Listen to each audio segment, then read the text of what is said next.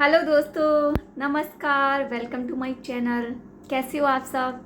बहुत दिनों के बाद मैं वापस आपको कहानी सुनाने जा रही हूँ। चलो शुरू करते हैं।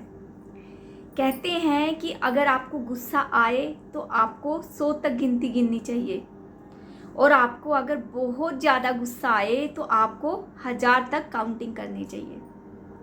दोस्तों, एक बार की बात है, एक व्यापारी था। वो अपने यहाँ पर इंडिया में ही बिजनेस करता था।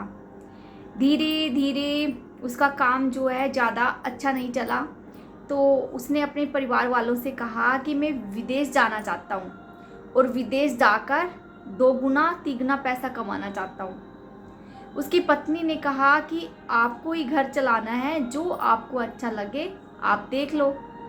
तो व्यापारी जो है बड़ा बनने का सपना लेकर विदेश में चला जाता है। विदेश में जाकर खूब मेहनत करता है, 10-15 साल वहाँ पे लगाता है। वो बहुत ज़्यादा जितना चाहता था उतना पैसा वो कमा लेता है। जिस दिन उसको लगता है कि आज मैंने बहुत पैसा कमा लिया, अब अपने वापस देश जाना चाहिए, तो वो जहाज़ की टिकट करवा लेता है।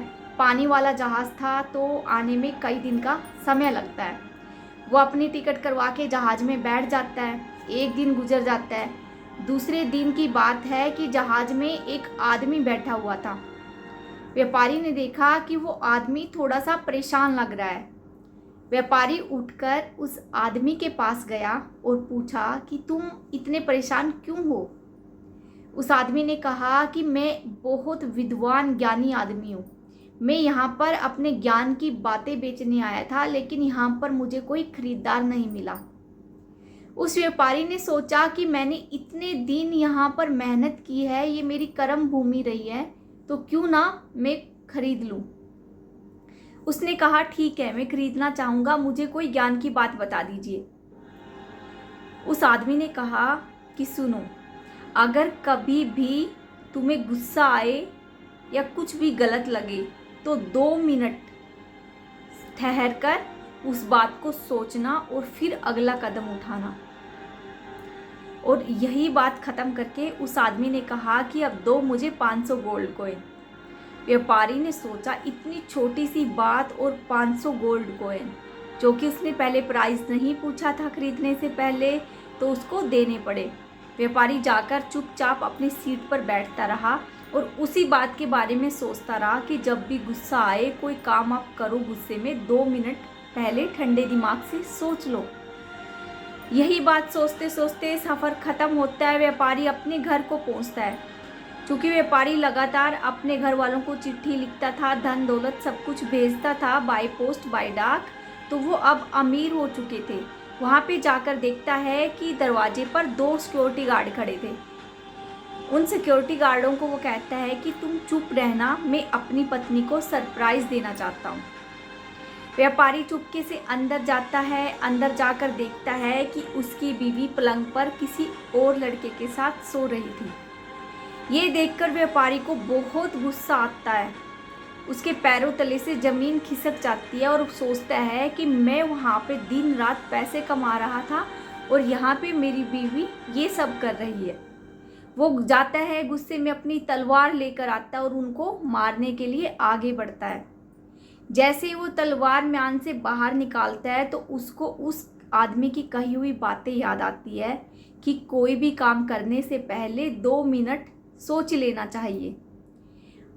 वो एकदम से तलवार को पीछे हटाता है और पीछे हटाते ही वो तलवार किसी बर्तन से टकरा जाती है, जिसके कारण उसकी बीवी की नींद खुल जाती है।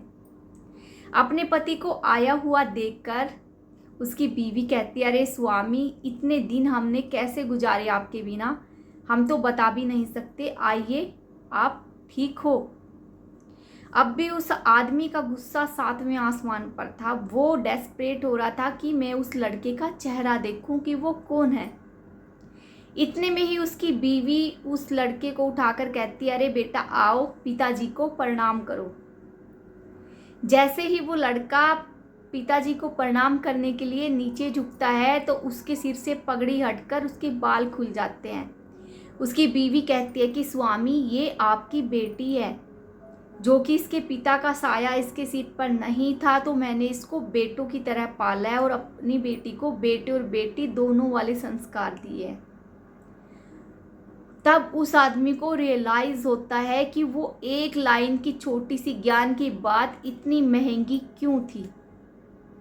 दोस्तों, कहानी बहुत छोटी सी है, मीनिंग बहुत बड़ा है।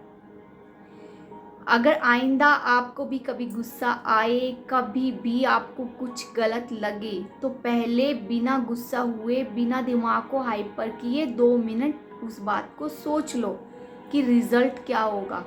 मे बी जो आप समझ रहे हो, जो आप देख रहे हो, वो सब आपकी आंखों का एक वहम हो, धोखा हो। कई बार देखी दिखाई बातें भी हमें गलत प्रूव कर देती है। इसीलिए हमेशा शांत रखें अपने दिमाग को, थोड़ा सा गुस्से को थोड़ा कंट्रोल करना सीखें। ओके दोस्तों, इसी के साथ मैं आपसे विदा लेती हूँ। कल फिर मिलते हैं एक नई कहानी के साथ। तब तक के लिए धन्यवाद। आपका दिन शुभ हो।